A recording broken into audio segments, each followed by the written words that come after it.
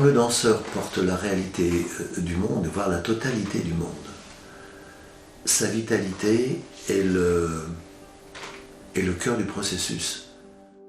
Et cette vitalité, lorsque l'on est jeune danseur, que l'on sent confusément à l'intérieur de soi-même et qui a du mal à s'exprimer par contingence sociale, par contingence éducative, par contingence économique parfois.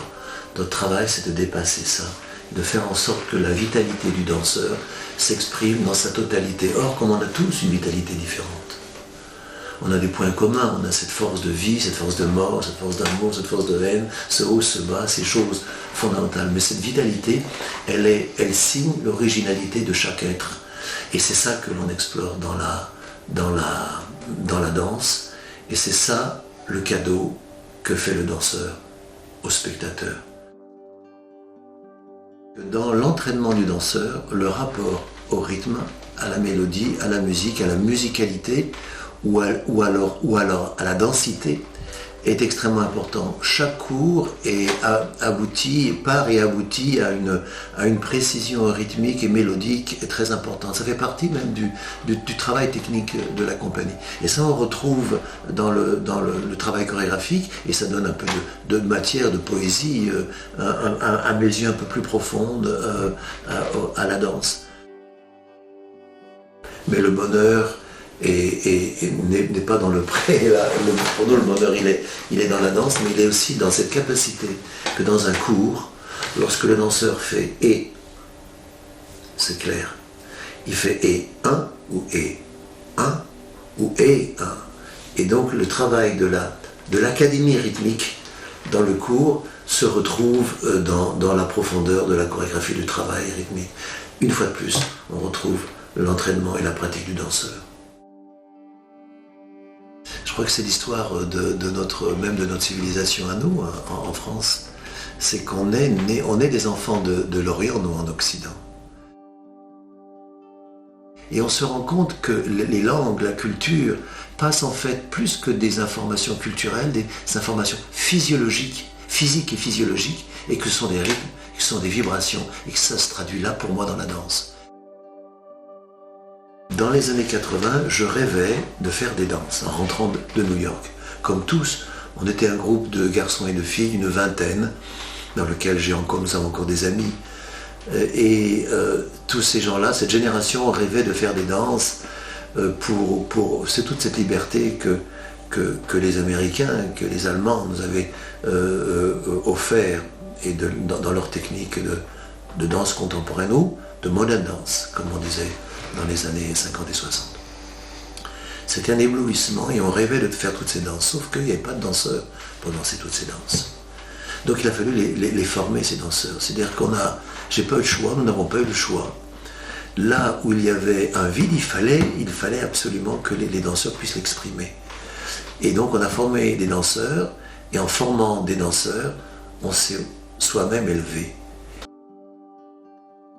Et que très rapidement, c'était déjà il y a 40 ans de façon maladroite, et puis à 30 ans de façon un peu plus consciente, et puis dans les années 90 de façon assez claire, apparaît progressivement, à côté du travail de chorégraphie que je fais avec eux, quelque chose de nouveau qui transparaît, qui pour moi est un autre art que l'art du chorégraphe, qui est un art du danseur, de façon totale et entière, qui est un art en temps réel, alors que le travail du chorégraphe est un travail en temps différé. Et ce travail du chorégraphe, face au travail du danseur, sont deux pas d'une même marche. On constitue avec les danseurs ce qu'on appelle non pas des chorégraphies, qui sont donc des compositions en temps différé, mais des paysages, qui sont donc ces compositions en temps réel, en temps instantané. Et la mise en place de ces paysages nécessite un temps fou.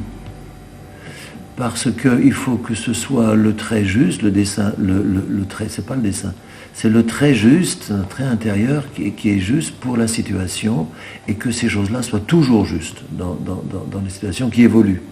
Donc ça nécessite des semaines ou des mois de travail. Il y a, à nos yeux, plus de travail que dans une chorégraphie. Et il faut que le trait qui naisse de ces compositions soit infaillible. Il se passe qu'au fur et à mesure du travail, la composition vivante s'impose. La nature des danseurs interfère en permanence et la réalisation du travail qu'ils donnent n'est jamais la même. Ce qui fait que je dis avant chaque spectacle de composition vivante, mesdames et messieurs, je vous souhaite un bon voyage. Ce que vous avez vu là, jamais nous ne l'avons vu, et ce que vous allez voir là, jamais plus ne le verrez. Et comme une grande partie de mon activité et de mon bonheur, c'est de former des danseurs, je me rends bien compte que c'est la naissance du danseur à lui-même qui est un événement absolument extraordinaire, phénoménal. C'est l'événement des événements. Donc on met en place une danse qui fait du danseur le centre du processus, le vécu du danseur, le centre du processus, et qui le fait passer à côté de la chorégraphie, qui demeure, et que l'on développe avec, j'espère, bonheur. On passe du regard royal, passant par le chorégraphe, sur le danseur, à ce que moi j'appelle une république des regards. Et la conscience de cette chose-là fait naître pour nous un art nouveau que j'appelle la composition vivante, ou l'art du danseur. Je me souviens de danseurs